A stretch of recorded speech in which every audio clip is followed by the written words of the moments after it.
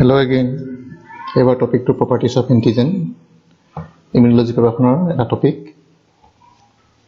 The definition sound we pam the zibilak substance our body to antibody banabale induce করে সেইবিলাক আমি generally antigen বুলি কওঁ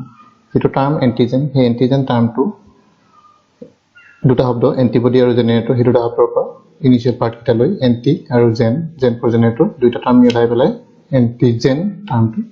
develop কৰিছে মানে যিবিলাক সাবস্টেন্সে এন্টিবডি জেনাৰেট কৰে তো এন্টিবডি জেনাৰেট কৰিব পৰা সাবস্টেন্স বিলাক হৈছে antigen usually non self substance কিন্তু তথাপিতো কিছুমান সেলফ সাবস্টেন্স এন্টিজেন হিচাপে কাম কৰিব পাৰে সেইটো কাৰণে self and non self substances that elicit an immune response and react to the product of that immune response are called antigens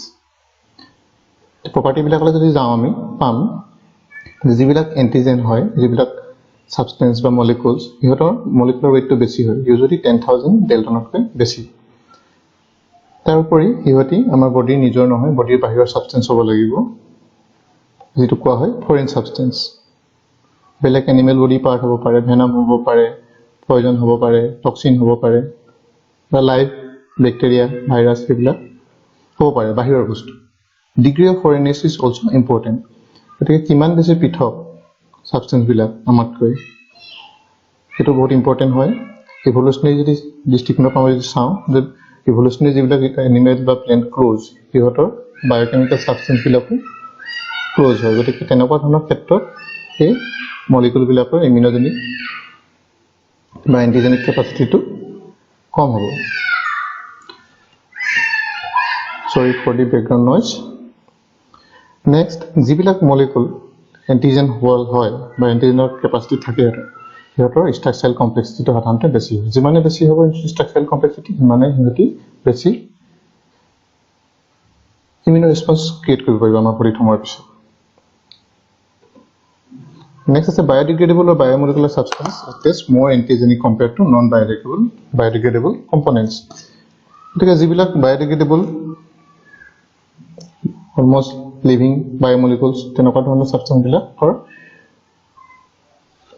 antigenic কেপাচিটিটো কি হয় বেছি হয় যদি আমি চাওঁ তেনেকুৱা ক্ষেত্ৰত তেনেকুৱা বায়োডিগ্ৰেডেবল যিবিলাক সাবস্টেন্স আছে ইহতক আমাৰ ফেগোসাইটিক সেল বিলাকে ডাইজেষ্ট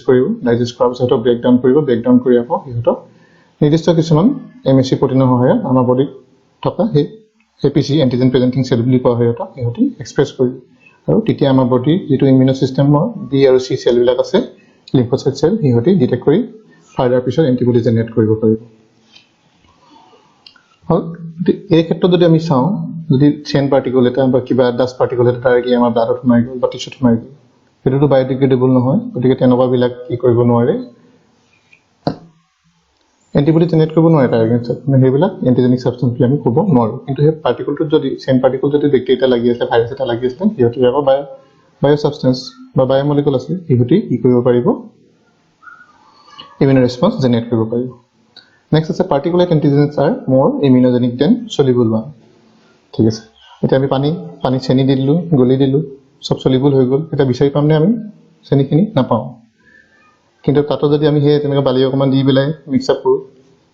এটা সলিবল নহয় একেদৰে আমাৰ বডিটো প্লাজমা আছে ওয়াটাৰ কন্টেন্ট আছে কোনোবা এটা সাবস্টেন্স যেটো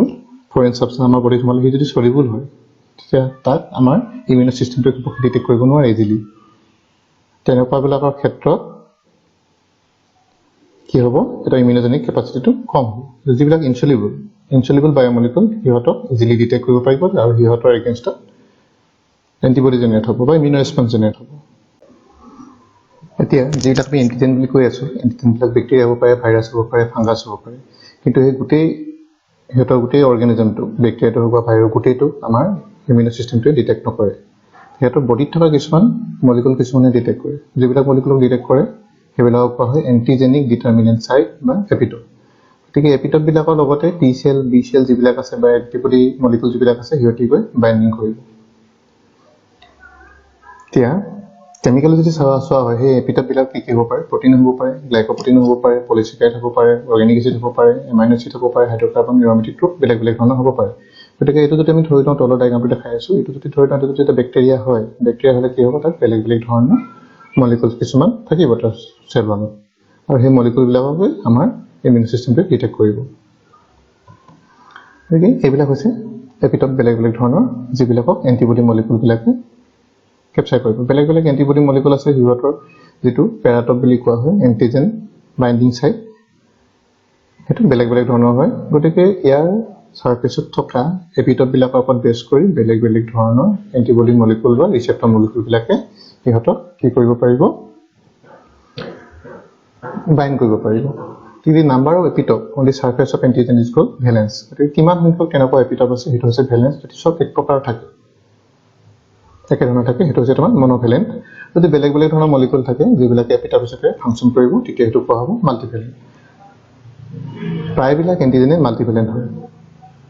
The valence determine the number of antibody molecule that can bind to the antigen. গতিকে যিমানে বেছি ভেলেন্স থাকিব বা ডিটাৰমিনেণ্ট চাইট থাকিব, সিমান বেলেগ বেলেগ ধৰণৰ এণ্টিবডি মলিকুলে ইহঁতৰ লগত বাইণ্ডিং কৰিব পাৰিব। Antibody affinity is the binding strength. গতিকে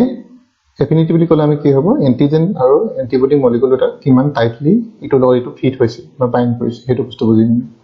একেদৰে some antigens are detected by immune system only after engulfment of APC.